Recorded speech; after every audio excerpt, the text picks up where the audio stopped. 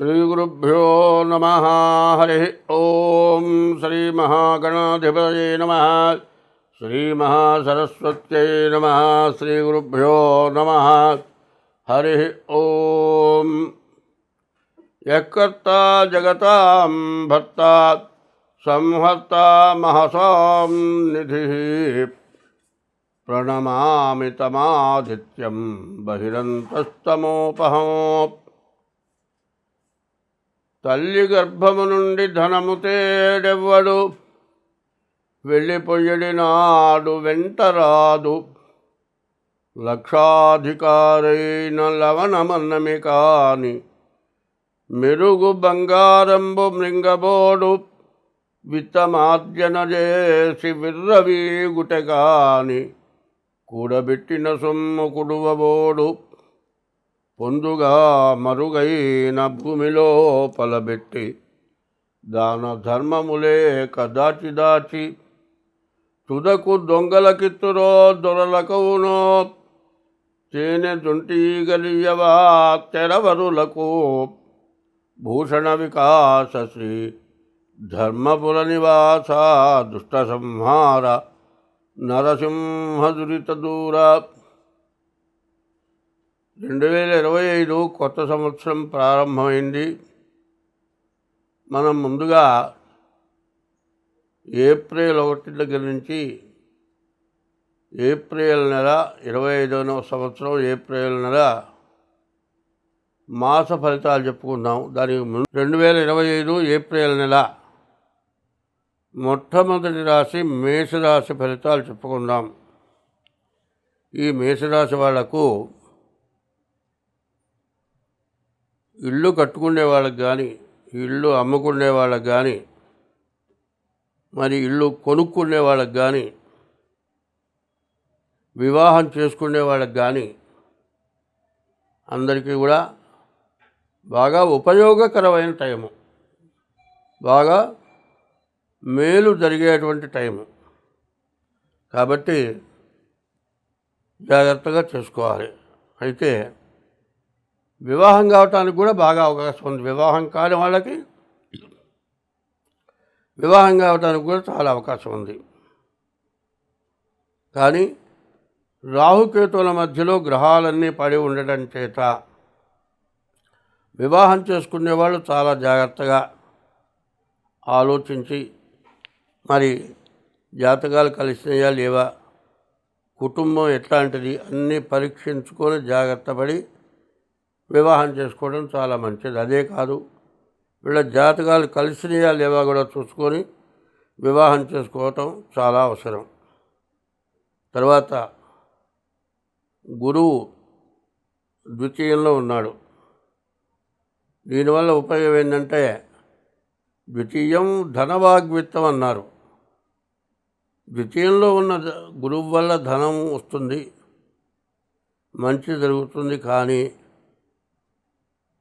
ఈ ద్వితీయంలో ఉన్నటువంటి గురువు వల్ల డబ్బు ఖర్చు మాత్రం ఎక్కువగా ఉంటుంది. అనవసరమైన దండ ఖర్చులు కావడానికి అవకాశం ఉంది. ఎంత జాగ్రత్త పడితే అంత మంచిది. తర్వాత మరి ఇల్లు కొనుక్కునే వాళ్ళకి చాలా మంచి సమయం కాదు. డబ్బులు దొరకబోయినా అప్పు చేసి కొన్న తర్వాత వెంటనే ఆ కొన్న ఆస్తి విపరీతమైన ధర పెరిగే అవకాశం కూడా బాగా ఎక్కువగా ఉంది. కాబట్టి ఈ రాశి వాళ్ళకి చాలా మంచి ఎక్కువ % కనపడుతోంది. అయితే వ్యాపారస్తులకు మాత్రం వ్యాపారం సమస్య చాలా ఇబ్బందికరంగా ఉంటుంది. వ్యాపారం చాలా కష్టమవుతుంది. తర్వాత శని గురువుల వల్ల ఎవరికైనా డబ్బులు చేబదులుగా అప్పుగా ఇచ్చినా, ఏ నోట్లు రాసి రాయించుకొని డబ్బులు ఇచ్చినా, ఎవరికైనా హామీలు ఉన్నా, ఎవరికైనా అప్పులు ఇచ్చినా డబ్బులు తిరిగి రావు. తర్వాత పెద్ద అమౌంట్ అసలు ఇవ్వకూడదు. ఎవరికైనా ఇచ్చేట్లయితే సహాయం చేద్దాం, మళ్ళీ తిరిగి తీసుకోకుండా సహాయం చేద్దామనే ఉద్దేశంతో ఉండేవాళ్ళు మాత్రం ఇచ్చినా తప్పులేదు. కానీ మీ దగ్గర నుంచి చేయిదారి వెళ్ళే డబ్బులు మాత్రం తిరిగి రావు. ఇది ఒక పెద్ద సమస్య అవుతుంది. తర్వాత ధనం అనేది ఎవరికన్నా ఇస్తే ఇక మళ్ళీ తిరిగి రాని పరిస్థితి ఉంది. అట్లా ఏమవుతుందంటే ఎవరైనా ఏ ఇండస్ట్రీస్ పెట్టుకునే వాళ్ళకి హామీ సంతకం పెడితే వాళ్ళు లోన్ తీసేసుకొని వాళ్ళు పరారే వెళ్ళిపోతారు. మీ ఆస్తులు మొత్తం అమ్మి కట్టినా కూడా బాకీ తీరదు, తేడా ప్లాట్ఫారం అవుతారు. కాబట్టి ఎవరికైనా ఇచ్చే దాంట్లో చాలా జాగ్రత్తగా ఉండాలి. డబ్బు వాడకంలో ఎంత జాగ్రత్తగా ఉంటే అంత మంచిది. వివాహ విషయంలో ఎంత జాగ్రత్తగా ఉంటే అంత మంచిది. కానీ ఈ రాశివాళ్ళు బాగా ఆలోచించుకొని ఉండటం. తర్వాత ఇది చెబుతోంది గోచారం. గోచారం అంటే జన్మ నక్షత్రాన్ని బట్టి చెప్పేది గోచారం. పిలిచే పేరుని బట్టి చెప్పేది గోచారం కాదు. అంటే పుట్టినరోజు ఉన్న జన్మ నక్షత్రంతో పేరు పెడితేనే అది గోచారం అవుతుంది. ఏదో ఇష్టం వచ్చిన పేరు పెట్టి నక్షత్రానికి సంబంధం లేనటువంటి పేరు పెట్టుకున్నది గోచారం కాదు. కాబట్టి గోచారం అంటే 25 వంతులే జరుగుతుంది. గ్రహచారం అంటారు. ఎట్లా అంటే పుట్టిన తారీఖు, నెల, సంవత్సరం, టైము దాన్ని బట్టి లగ్నం వస్తుంది. దాన్ని గ్రహచారము అంటారు. ఆ గ్రహచారం అనేది జాగ్రత్తగా చూసుకోవాల్సిన అవసరం ఉంది. ఈ గ్రహచార రీత్యా 75 వంతులు జరుగుతుంది. గోచార రీత్యా 25 వంతులే జరుగుతుంది. కాబట్టి గోచారం కాకుండా గ్రహచారం కూడా చూసుకోవాలి. ఇందులో ఏమాత్రం బాగుండకపోయినా కింద మా ఫోన్ నెంబర్ ఉంటుంది. మీకు గోచారం చెప్పించుకోవాలన్నా, గ్రహచారం చెప్పించుకోవాలన్నా, గ్రహచారం చెప్పాలంటే డేట్ ఆఫ్ బర్త్, సంవత్సరం, నెల, తారీఖు లేని పక్షంలో హస్త సాముద్రిక ద్వారా కూడా మరి మీ పూర్తి జాతకం చెప్పడం జరుగుతుంది.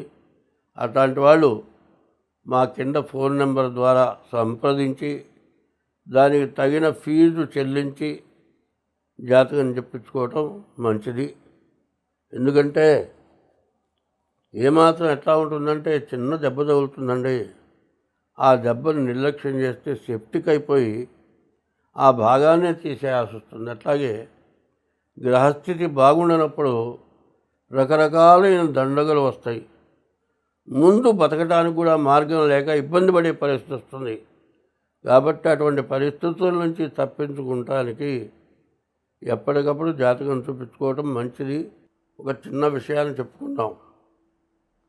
ఇప్పుడు పద్యం చెప్పాను. తల్లి గర్భం నుంచి బయటపడేటప్పుడు ఎవడు కూడా ధనం తేలేదు.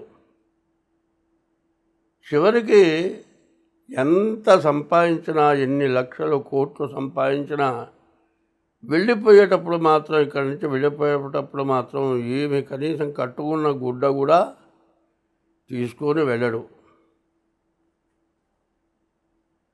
లక్షాధికారైనా, కోటీశ్వరుడైనా అన్నం, ఆ అన్నంలో కూడా అన్నము, పప్పు, కూరలు తింటున్నాం అనుకోండి, దాంట్లో కాస్త అంత ఉప్పు లేకుండా తినలేడు.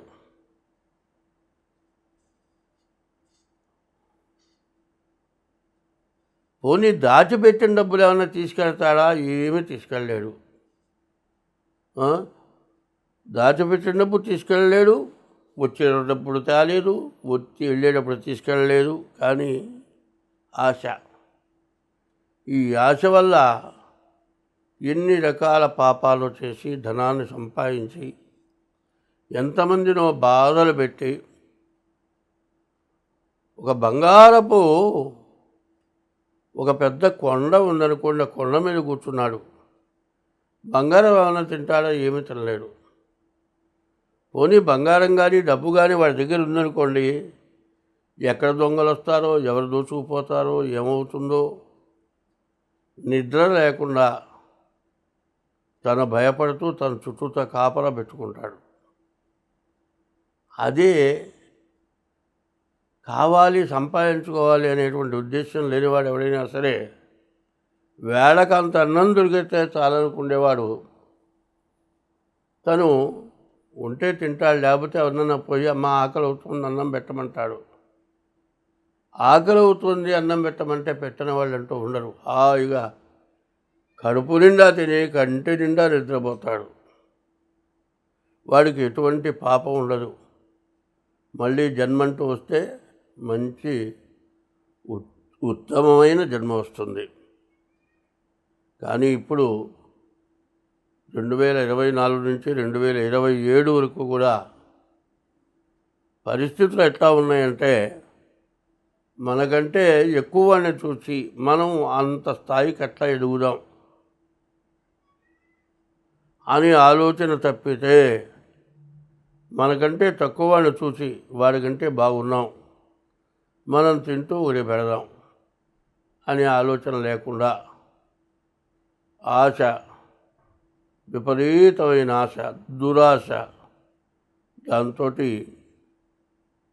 అందరినీ కూడా దోచుకొని, అందరినీ బాధలు పెట్టి, అందరికీ కూడా భయం కలిగించేటట్లుగా శత్రువైపోయి, మరి బలహీనుడు భయపడి, బలంగలవాడు భయపెట్టి, రాజ్యంలో, దేశంలో, విదేశాల్లో, ప్రపంచ దేశాల్లో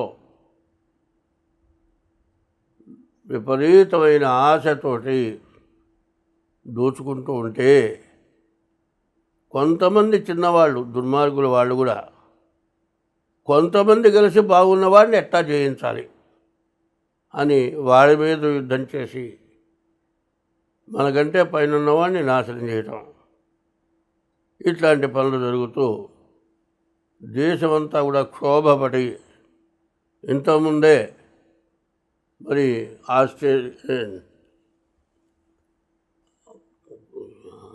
రష్యా మరి ఉక్రెయిన్ యుద్ధం చేసి కొన్ని రాజ్యాలు ఈ రెండు అటు కొన్ని రాజ్యాలు, ఇటు కొన్ని రాజ్యాలు సపోర్ట్ చేసి యుద్ధం చేసి రెండు దేశాలని కూడా నాశనం చేసినాయి. చివరికి ఇంత తిరుగుతూ ఉంటే ఏదైనా రాజీ కావాలంటే ముందు యుద్ధం మానేయండి, రాజీ చేద్దాం అనుకున్నారు. చివరికి కొట్టుకొని వాళ్ళే యుద్ధం మానుకున్నారు. మానుకున్న తర్వాత వచ్చింది ఏమిటంటే నష్టం తప్పితే లాభం అంటూ లేదు. మరి ఇటువంటి దురాశతోటి ప్రజలు, దేశాలు కొట్టుముట్టాడుతూ అందులో అణుబాంబులు, రసాయన బాంబులు ఇట్లాంటివి వేయటం వల్ల ముందు కనీసం వాటి వల్ల విషవాయువులు వచ్చి, రకరకాలైన వ్యాధులు వచ్చి, వాయు కాలుష్యం, నీటి కాలుష్యం వచ్చి చాలా ఇబ్బందులు పడుతూ వృద్ధాప్యంలో మరి రోగ నిరోధక శక్తి తగ్గినటువంటి వాళ్ళు తొందరగా మరణించే పరిస్థితులు వచ్చి ప్రపంచమంతా కూడా బాధపడిపోతుంది. ఇంకా ముందు బాధపడటానికి పరిస్థితులు వస్తున్నాయి. కాబట్టి చిన్నవాళ్ళైనా సరే మంచిగా బతకటానికి నేర్చుకొని అందరూ కూడా మంచిగా ఒకళ్ళతో ఒకళ్ళు సత్సంబంధాలు పెట్టుకొని, మరి భార్య పిల్లల్ని, తల్లిదండ్రులని, పక్కనున్న వాళ్ళని అందరూ కూడా బాగుండేట్టుగా మంచిగా బతుకుతూ, ఎప్పుడు ఇందాక చెప్పా మరి పద్యం కూడా చెప్పా. ఏమిటా పద్యం అంటే,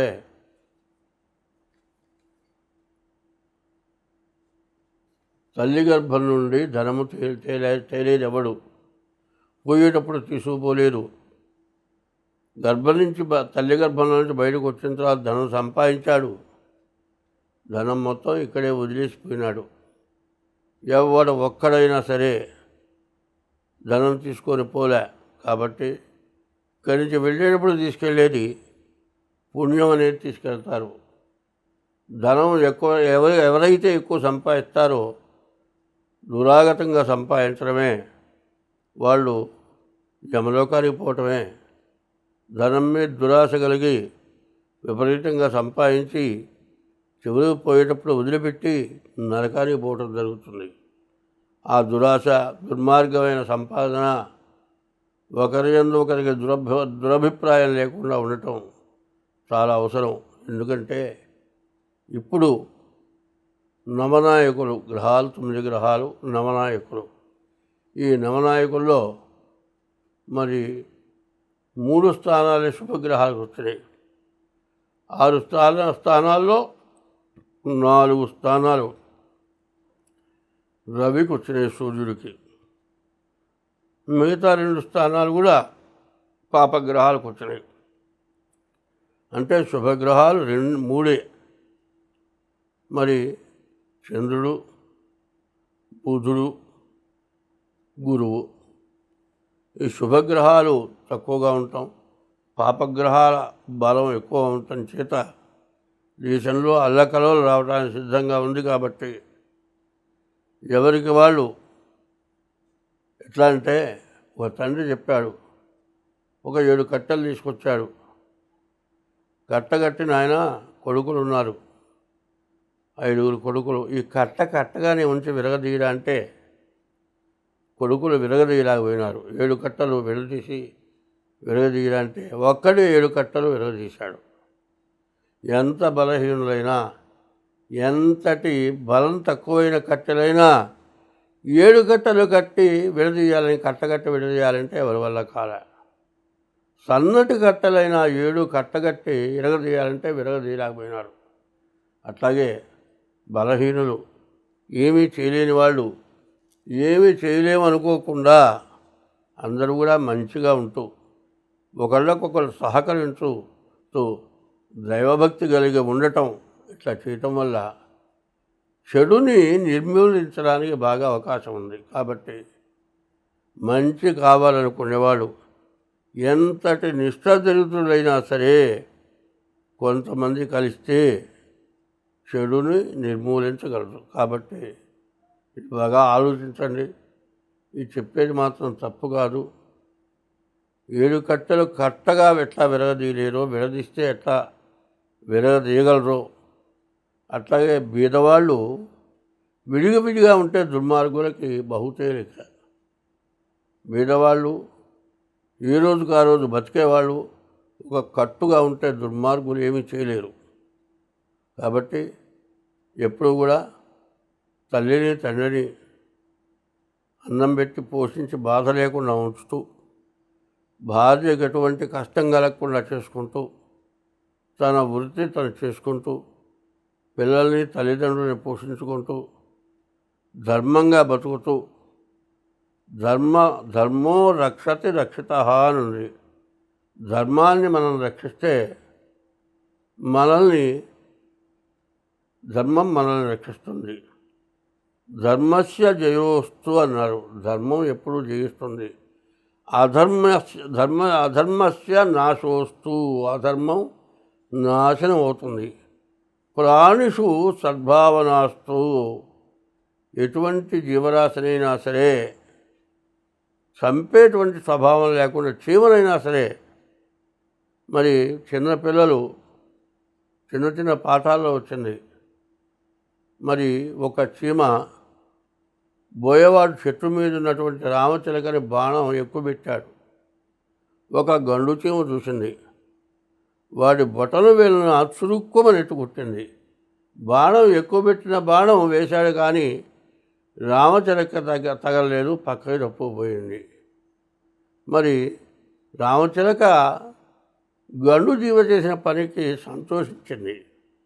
అట్లాగే ఒకప్పుడు గండు చీమ వరద నీళ్ళలో కొట్టుకుపోతుంది. రామచిలక ఒక చెట్టు ఆకుని కోసుకొని నోరుతో పట్టుకొని వచ్చింది. మరి గండు చీమ దగ్గర ఆకు పెట్టింది. చిన్నగా గండు చీమ, నీటిలో కొట్టుకుపోయే గండు చీమ ఆ ఆకులోకి ఎక్కింది. ఆ గండు చీమని రామచిలక నోటితో పట్టుకొని తీసుకొచ్చి యువతలో పెట్టింది. నీటిలో కొట్టుకుపోయే గండు చీమని రామచిలక రక్షించింది. బోయేవాడు ఎక్కువ పెట్టి కొడుతూ ఉన్నటువంటి రామచిలక గురి తప్పటానికి గండు చీమ బోయేవాడి కాలు కొరికి రామచిలకను రక్షించింది. చూడండి, రామచిలకకి గండు చీమకి అవినాభావ సంబంధం ఏందో చూడండి. నీళ్ళల్లో కొట్టుకుపోయే గండు చీమని రామచిలక రక్షించింది. బోయవాడి చేత చంపబడుతూ ఉన్నటువంటి రామచిలకని గండు చీమ రక్షించండి.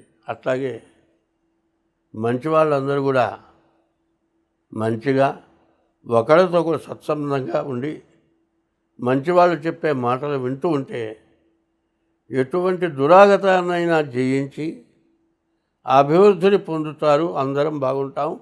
స్వస్తి.